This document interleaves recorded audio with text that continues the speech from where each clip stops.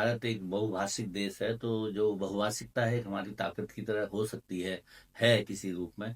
बीच के दौर में मैंने कुछ पांडुलिपियों का अध्ययन किया और भारत की जितनी भाषाएं उनकी लिपियों के अध्ययन में कुछ काम किया। तो हम लोग ये देखने की कोशिश कर रहे थे कि हमारी लिपियों के लिखने का तरीका एक दो भाषाओं को अगर छोड़ दें, उर्दू आदि को, तो ज़्यादातर भाषाओं का एक जैसा है। हमारी मात्राओं का, विराम चिन्हों का, हमारे शिरोरेखा लेखन का, बाकी चीज़ों का भी। तो एक तरह से अगर आप हिंदी पढ़ते हैं तो गुजराती आपको समझ में बहुत जल्दी आ जाएगी। अगर आप उच्चारण की दृष्टि से देखें तो दक्षिण भारत की जो कन्नड़ हैं, यहाँ तक कि मलयालम है, और बहुत ध्यान से देखें तो तमिल भाषाओं के भी शब्दावलियाँ आपको पता चलेगा कि उड़िया की, बंगला की, संस्कृत निष्ठता बहुत है वहाँ पर। तो एक तरह से हमारी जो जड़ें हैं वो एक क्रम से आती हैं। तो जिसे हम मित्र भाषाएं कहते हैं, वो इस रूप में कहते हैं कि इनका मूल एक है और ये शुरुआत से एक थे, और इनमें कोई विकास की दृष्टि में हर एक शैली में, लेखन में विविधता आई और चीजें बदल गई। लेकिन दुनिया भर में जैसे हिंदी को ले जाने की बात है, तो ये सारी मित्र भाषाएं आज के दिन दुनिया में रहते हुए, बल्कि मैंने ये प्रयोग किया स्विट्जरलैंड और चीन में रहते हुए, मैं अधिकांश भारतीयों से, बल्कि मैं कहूँ 100% भारतीयों से मैं बात करता था हिंदी में। मुझे कोई ऐसा व्यक्ति मिला नहीं जिसको हिंदी समझ में नहीं आ रही थी।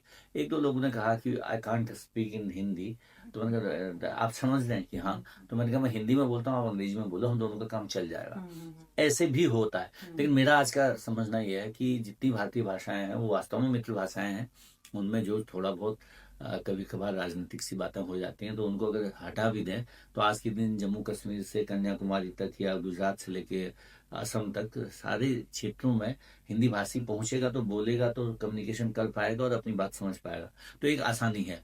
और इसका मैंने दुनिया में भी देखा कि दुनिया में रहने वाले तमाम तरह के भारतीय, और लगभग मैं जब संघाई में था तो मुझे लगभग भारत के हर कोने का भारतीय मिला। मुझे कभी ऐसा लगा नहीं कि कोई मुश्किल है।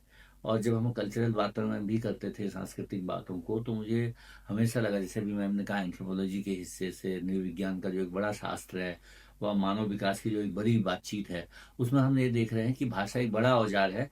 और धीरे धीरे हमने अपनी शैलियाँ विकसित की। आज के दिन हम वहां पर आ गए कि हम एक संकेत देते हैं और उसको दुनिया की किसी भी भाषा में समझ सकते हैं, अनुवाद हो जाएगा वो। और जितना ट्रांसलिट्रेशन इस समय हो रहा है, ट्रांसलेशन हो रहा है, जी। उस सब ने भाषाओं के शास्त्र को बदल दिया है। और जितना टेक्नोलॉजी से भी होते जा रही है भाषाएं, उसमें अभी किसी दिन मुश्किल ही नहीं लगेगा कि अमेरिका का व्यक्ति रूस में जा रहा है और रूस का आदमी भारत आ रहा है, तमिलनाडु से आदमी उत्तर प्रदेश आ रहा है। किसी के लिए भाषा बैरियर नहीं है।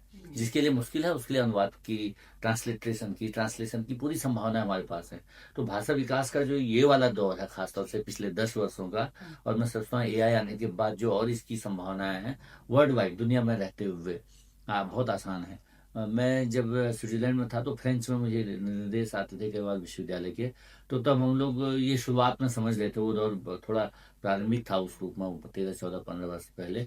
तब भी मैं देख लेता था कि मुझे अगर कोई चीज़ फ्रेंच में कही जा रही है तो मैं उसको हिंदी में या अंग्रेजी में कैसे समझ पाऊंगा और कैसे कम्युनिकेट करूंगा। तो अब दुनिया बहुत आसान है भाषाओं की दृष्टि से।